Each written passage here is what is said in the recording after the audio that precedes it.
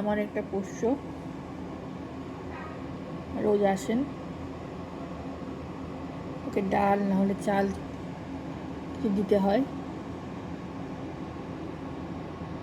ওর আবার সঙ্গী আছে একটা, সে রোজ আসে না, ইনি রোজ আসেন। আবার আমার মানে না দিলে আমার দিকে তাকিয়ে থাকে।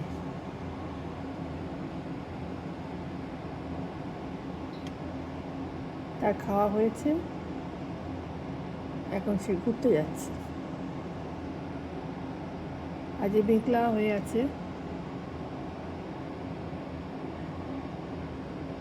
তাই কম পাখি দেখা যাচ্ছে, না হলে এখানে প্রচুর পাখি দেখা যায়,